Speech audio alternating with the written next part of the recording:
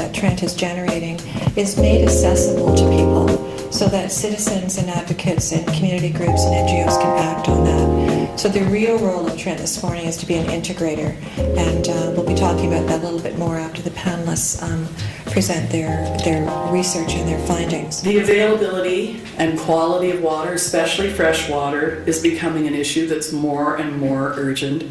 Currently, close to 2 billion people live in water-stressed regions of the planet, and by 2025, 2/3 of the world's population will face water scarcity. Mark DeZerko, who is a Trent University alumnus and a current PhD candidate in chemistry in the Trent Queen's graduate program. Pharmaceuticals and personal care products is a big one, okay? So my grandparents had asked me, he says, they're on so many they got a suitcase of medication that they're on. Well, they expire, and they worry about these things, and they dump them down the drain. Well, wastewater treatment plants, which produce the water that we drink in our glasses, do not process for these, okay?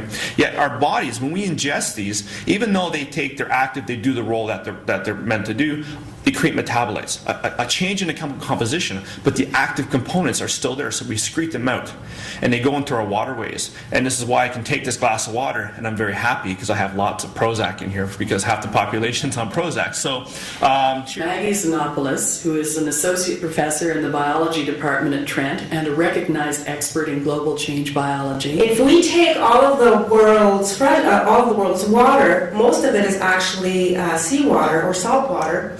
Okay, and fresh water is just such a small proportion of this bar. But even from that proportion, most of it is not actually readily available to us. Okay, so you can see from the pie here that about 70% of it is trapped in glacier or permanent snow or ice caps. What is available to us is this 30% in groundwater, and even that's being depleted at a fast rate. Derek Mueller, who is a renowned polar scientist and the inaugural Roberta Bondar postdoctoral fellow in Northern and Polar Studies in the Geography Department at Trent. I'm going to talk today about what happened last summer. In the summer of 2008, we lost 23% of ice shelves in Canada. So one of the reasons for that, and one of the things about the Arctic, is this vicious circle, which I'll just explain here. We have the sun shining down on the Arctic, and there's ice and snow all over the place here. You can see, and you know when you're out cross-country skiing and it's really bright out and you've got snow all around you, that's reflecting light away, and light is really energy, and energy is heat.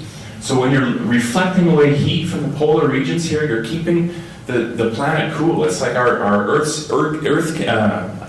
air conditioning system. It's keeping the planet cool. And as we warm the Arctic, the ice and snow is going away. And when that ice goes away, then that heat can get absorbed in the water, and that causes further melting of ice. And so you have a vicious circle occurring until the ice is really going away at a very rapid rate. The Walkerton event was fairly recent, 2001, but it was pretty critical for Ontario because this led to the Source Water Protection Act. And now we have to be a little more careful about how we treat our water. The E. coli that was present in the well that led to over 600 illnesses, but also led to 8 deaths, mostly elderly and children, because they're the ones that are mostly affected by this E. coli infection, was pretty dramatic for Walkerton. And I was in Alberta at the time doing my PhD, but it made the news in Alberta, and it was in the news for a long time. Water resources are very important to us as a society. What's happening with global change and pollution is reducing the quality and quantity of our water, and it's impacting us now, and it will impact us in the future, and it's certainly impacting people far away. So what can you do about it? This is pretty important. You need to keep writing your local MPs.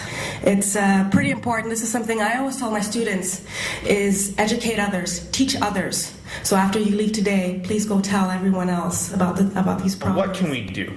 Now, this is the thing. I don't want to say what you can't do, but what you should do. And the truth of the matter is many companies are starting to recognize the effects of these contaminants, are producing very eco-friendly, very much effective. A lot of research goes into producing something that's just as effective as regular household cleaners. So use products that are eco-friendly, because the truth of the matter is you leave a footprint. Maggie mentioned the ecological footprint, okay? And that's essentially your impact on your day-to-day activities you leave on the environment.